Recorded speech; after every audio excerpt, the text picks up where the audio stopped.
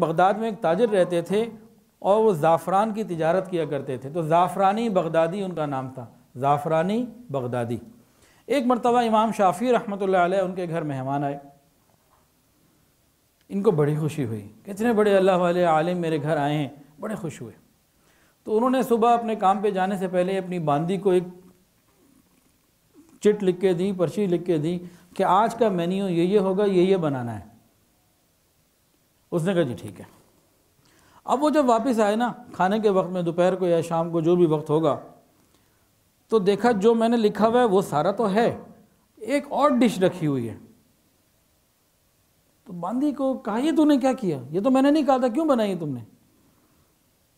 ناراض ہوئے۔ انہوں نے کہا بھائی ناراض نہ ہو، مجھے امام شافعی نے بلایا تھا کہ بھی کھانے میں کیا کیا ہے، تو میں نے بتا دیا، میں نے چٹھی دکھا دی، تو انہوں نے اپنے ہاتھوں سے اس ڈش کا نام لکھا، تو میں نے وہ بھی بنا دی۔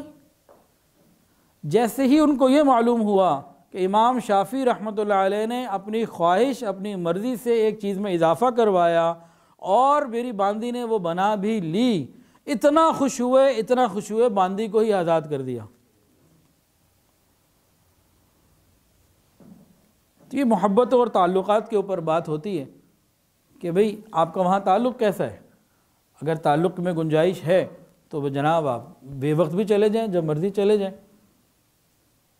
تو ڈیپینڈ کرتا ہے دو طرفہ تعلقات کے اوپر۔ تو ہر آدمی اس چیز کو محسوس کرے کہ وہ میرے آنے سے خوشی محسوس کرے گا یا میرے آنے سے بوجھ محسوس کرے گا۔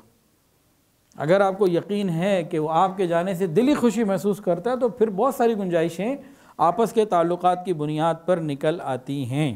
حضرت تھانوی رحمۃ اللہ علیہ کے پاس حضرت حاجی امداد اللہ مہاجر مکی رحمۃ اللہ علیہ تشریف لائے، انہوں نے ان کا بڑا اکرام کیا، بہت ساری پلیٹوں میں کھانا رکھا۔ حضرت ابوبکر صدیق رضی اللہ عنہ فرماتے ہیں کہ مہمان کی تواضع کے اندر اسراف نہیں، اس کے لیے زیادہ چیزیں تیار کرنا یہ فضول خرچی میں نہیں آتا کہ بھی جو اس کا دل کرے وہ کھلایا جائے۔ ماوراء النہر کے علماء میں ایک بات یہ بھی ہے وہاں کے لوگوں میں کہ 4 آدمیوں کا کھانا، 4 آدمی مہمان کے طور پر آئے نا، وہ 20 آدمیوں کا کھانا بھی رکھ دیتے ہیں۔ ان سے پوچھا گیا بھئی کیوں؟ کہنے لگے بھئی مہمان کے سے بچا ہوا کھانا برکت والا بھی ہوتا ہے، انشاءاللہ اس کا حساب بھی نہیں ہوگا، تو ہم سارا کچھ ہی رکھ دیتے ہیں، بہت زیادہ رکھ دیتے ہیں کہ مہمان نے تو اتنا ہی کھانا ہے جتنا کھا سکتا ہے، باقی پھر ہم جو ہے نا وہ برکت والا کھانا کھا رہے ہوتے ہیں۔ اپنی اپنی نیت ہے۔ حضرت خواجہ ابو الحسن خرقانی رحمۃ اللہ علیہ ہمارے سلسلے کے ایک بزرگ ہیں، عجیب بات فرماتے تھے۔ فرماتے ہیں کہ میں نے زندگی کے 40 سال اپنے گھر میں جو کھانا پکوایا وہ مہمان کی مہمانی کی نیت سے پکوایا۔ مہمان آ گیا تو بہت اچھا، نہیں آیا تو ہم نے کھا لیا، کیونکہ کھانا تو کھانا ہی ہے۔ پکوائے مہمانوں کے لیے، بھئی مہمانوں کے لیے پکاؤ۔ تو جو بھی کھایا وہ مہمان کی نیت سے گھر میں پکا تھا وہی کھایا، کہ گھر میں پکتا ہی اس لیے کہ مہمانوں کے لیے پکانا ہے۔ اب یہ اپنی اپنی نیتوں کی بات۔ مہمان کا رزق پہلے بھیجا جاتا ہے، مہمان بعد میں آتا ہے۔ مہمان اپنے مقدر کا کھاتا ہے۔ ایک گھر میں میاں بیوی تھے، کہیں پہ میاں بیوی تھے، آپس کے اندر نہ کوئی تلخ کلامی ہو گئی، کوئی رنجش ہو گئی۔ ابھی ایک گھر میں اس طرح گرمی کا ماحول تھا، ادھر سے مہمان آ گیا۔ انہوں نے ریسیو کیا اور مردوں کے جگہ پہ مہمان کو بٹھایا اور کہا بیٹھے میں آتا ہوں۔ جا کے اپنی بیوی کے پاس آیا، کہنے لگا کہ بھئی دیکھو بھئی میری تمہاری جو باتیں تھیں وہ ہوتی رہیں گی، بھی مہمان آ گیا، کوئی کھانا کھلاؤ، کچھ کھانا بناؤ۔ وہ غصے میں تھی کہ نہ تیرے لیے کچھ ہے نہ تیرے مہمان کے لیے کچھ ہے۔ اب بیوی کا موڈ خراب تھا، اب یہ پریشان، مہمان بھی آ گیا، کیا کریں؟ تو مہمان کے پاس گیا کہ جی آپ بیٹھیں تو میں آتا ہوں۔ پھر یہ برابر میں پڑوسی کے پاس چلا گیا، اچھا تعلق تھا ان سے، وہاں جا کے دروازہ نوک کیا، ہاں جی کہ بھئی ذرا بیوی کی طبیعت خراب ہے، اس کے میں تو اس کی نیت خراب تھی، موڈ خراب تھا، پردے رکھنے پڑتے ہیں کہ جی ذرا بیوی کی طبیعت خراب ہے، مہمان آ گیا تو کوئی روٹی ہے تو دے دیں۔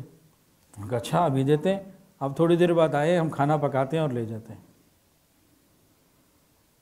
یہ مطمئن ہو گیا کہ چلو گھر میں مہمان ہے، اس کو کچھ کھانے کو مل جائے گا۔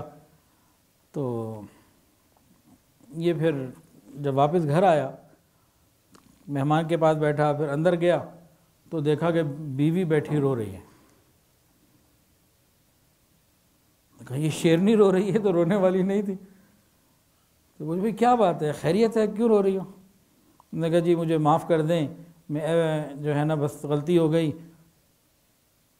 تو اور زیادہ حیران ہوا کہ یہ آج کیا لہجہ ہو گیا کہ معافیاں مانگ رہی ہے بیوی اور معافیاں مانگے, یہ آج کیا ہوا؟ تو رونے والی بھی نہیں تھی اور معافی مانگنے والی بھی نہیں تھی. بھئی مسئلہ کیا ہے, ہو کیا گیا آپ کو؟ اس نے کہا بھئی بات یہ ہے کہ جب میں نے آپ کو منع کر دیا تھا نہ تمہارے لیے نہ تمہارے مہمان کے لیے, پھر آپ چلے گئے, آپ کدھر گئے تو آپ کو پتہ ہوگا.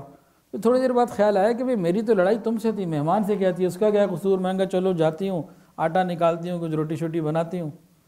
تو میں گئی تو میں نے دیکھا ہے کوئی نورانی چہرے والا ہمارے آٹے کے توڑے میں سے آٹا نکال رہا ہے. تو میں پہلے تو ڈری, پھر پوچھا کون ہو تم؟ اس نے کہا تمہارے گھر مہمان آیا تھا, اس کا رزق اس بوری میں تھا, اب کھانا برابر میں بن رہا اس کا, تو میں ادھر سے ادھر پہنچا رہا ہوں. تو مہمان ہمیشہ بعد میں آتا ہے, اللہ رزق پہلے دیتے ہیں. ایک حدیث میں ہے جب تک دسترخوان بچھا رہتا ہے اللہ تعالیٰ کے فرشتے اہل خانہ کے لیے رحمت کی دعا کرتے رہتے ہیں. بعض گھروں میں ایسا بھی ہے کہ وہ مہمان کے لیے جو ان کے بیٹھنے کی جگہ ہوتی ہے نا اس کے قریب کوئی نہ کوئی چیز رکھتے ہیں, جیسے کوئی ٹافیاں ہو گئیں, کوئی اور ڈرائی فروٹ ہو گئے, ایسی چیزیں جو خراب نہیں ہوتی. وہ مہمانوں کی مہمان نوازی کے لیے ایسی چیزیں مستقل تیار رکھتے ہیں, اور اوپر ہلکا سا کپڑا سا ڈالا ہوتا ہے, کوئی چیز ڈھکی ہوئی ہوتی ہے, اس نیت کے ساتھ کہ جیسے ہی مہمان آئے فوری طور پر مہمان نوازی شروع ہو جائے. تو ان کا گویا دسترخوان لگا رہتا ہے, وہ چیزیں اس کے اوپر سجی رہتی ہیں جو کور رہتی ہیں, اور اس دسترخوان پر گویا اس گھر پر ہر وقت رحمتیں نازل ہو رہی ہوتی ہیں. تو ان کی نیت یہ ہوتی ہے کہ مہمان کے لیے. اب کتنے ایسے لوگ ہیں جو ان چیزوں کو افورڈ کر سکتے ہیں, اور اس طرح کی کوئی چیز جیسے چنے ہیں بھنے ہوئے یا اور کس طرح کی چیز سرونگ کی وہ رکھی ہوتی ہیں کہ مہمان آئے اور فوری طور پر سرونگ ہو جائے. تو نیت ان کے پیچھے یہ ہوتی ہے کہ بھئی جتنی دیر یہ لگا رہے گا, وہ تو 24 گھنٹے ہی لگا رہتا ہے, سارا ہفتہ اور سارا سال لگا رہتا ہے. مہمان نے تو اپنے ہی وقت پر آنا اور اپنا ہی کھانا ہے, لیکن ان کے گھر میں رحمتیں ہر وقت نازل ہوتی رہتی ہیں. ویڈیو کے نیچے سبسکرائب کے بٹن پہ کلک کریں, بیل کے آئیکن پہ کلک کیجئے تاکہ ہر نئی ویڈیو کی نوٹیفیکیشن آپ کو مل جائے.